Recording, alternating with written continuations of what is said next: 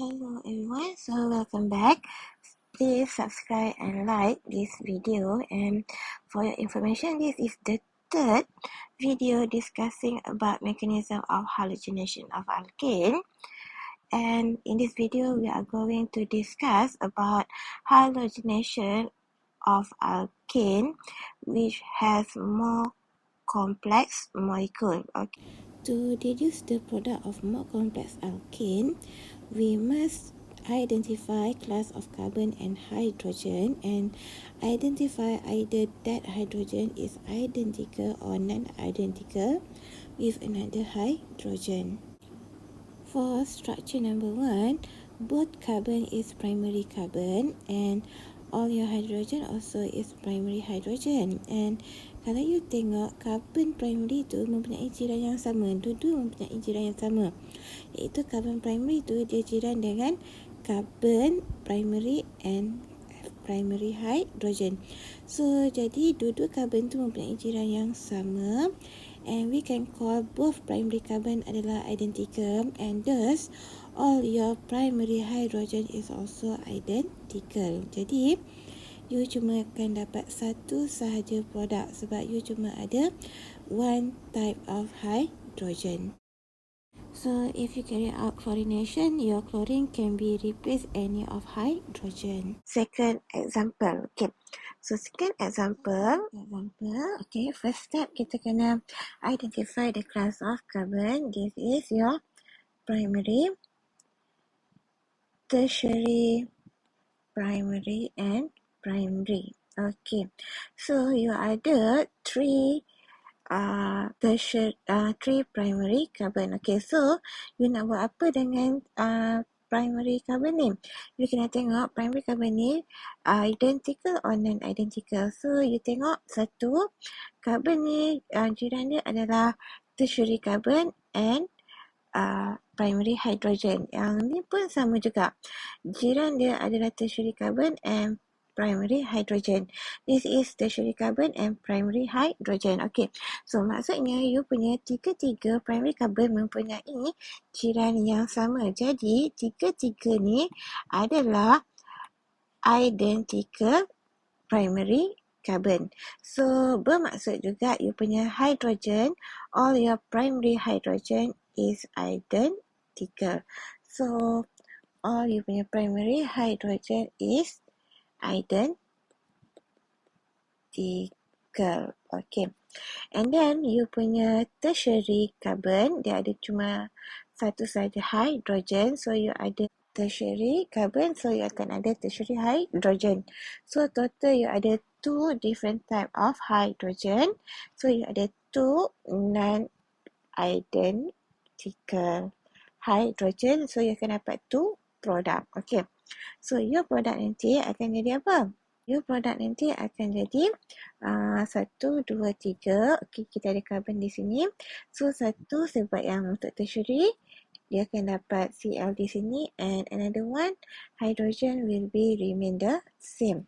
And another one, saya tukar hydrogen yang ini. You nak tukar di sini pun tak apa. Replace which hydrogen ikut suka hati kamu sebab all the primary hydrogen is identical. So saya buat yang hujung sekali, CH3, CH3, CH2, Cl. Okay, dua produk. So produk yang major adalah produk at you punya tertiary carbon. So ni example, kita tengok this structure. So kita identify the class of carbon. Okay, I will start with secondary carbon first. Carbon, you tengok secondary carbon ni identical ke tak? So kalau saya tengok sekarang ni, pada secondary carbon dalam cyclic dia adalah identical, jiran yang sama. Okay, sebab this carbon jiran dia adalah dengan secondary carbon and tertiary carbon. This carbon also jiran dia ialah secondary carbon and tertiary carbon.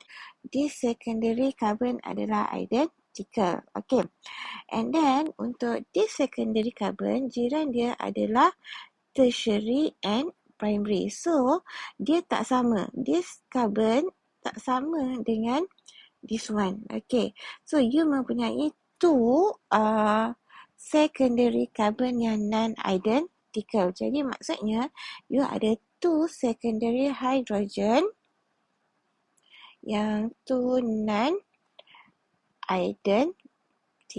Okay, sebab you ada two non-identical carbon. Okay, so next kita pergi yang tertiary pula. Okay, so tertiary, saya letak warna biru. Okay, so carbon tertiary ni, you tengok, carbon tertiary ni jiran dia apa?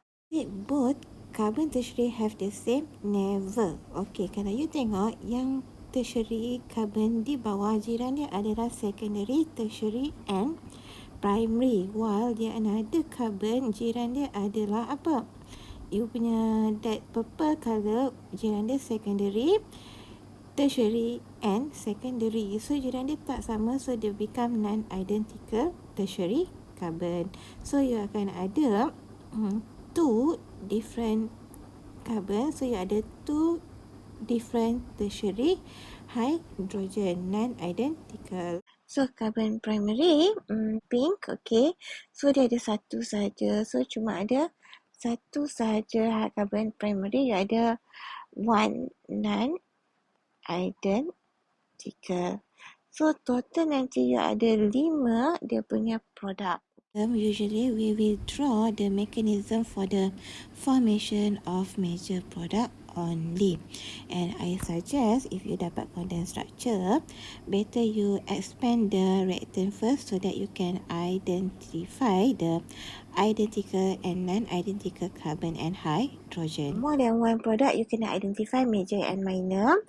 Again, you tengok this bromine attached to the primary and this one attached to the secondary carbon. Okay, so yang ada more stable free radical, okay, produced from more stable free radical. This one secondary, so this one will be major. Okay, this one automatically will be minor. Okay, so initiation step untuk mekanisme macam biasa, you akan dapat free radical, 2 lah free radical dia. Okay, and UV required for homolytic cleavage, and untuk propagation, as you remember, dia adalah free radical produce another free radical. Okay, so you nak buat propagation step. Okay, ada 2 reactant kan tadi. Okay, so reactant ni kita nak buat propagation step untuk major saja.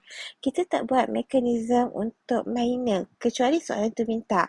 Kalau soalan tu tak bagi tahu apa, okay, it usually major saja. Okay, so major maksudnya you nak gantikan hidrogen ni saja dengan bromine. Jadi hidrogen lain dalam you punya structure jangan expand. Nanti you akan confuse. Okay, so you just buat CH3, CH, and then CH3. Di sini ada one hydrogen. Hydrogen yang you nak replace. Itu saja. And then you react with you punya free radical. Alright. So, and then next, barulah you buat you punya secondary free radical.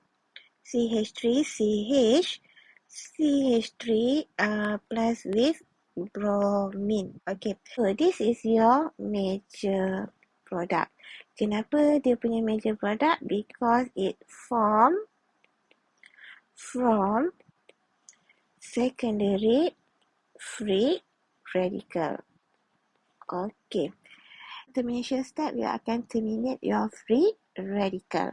Okay, now siaplah you punya mechanism. Okay, so if you want to show the mechanism for formation of minor product, your propagation step and termination step will be a bit different. Okay, because for your propagation step, you can expand your primary hydrogen and then react with your bromine radical to produce your primary free radical.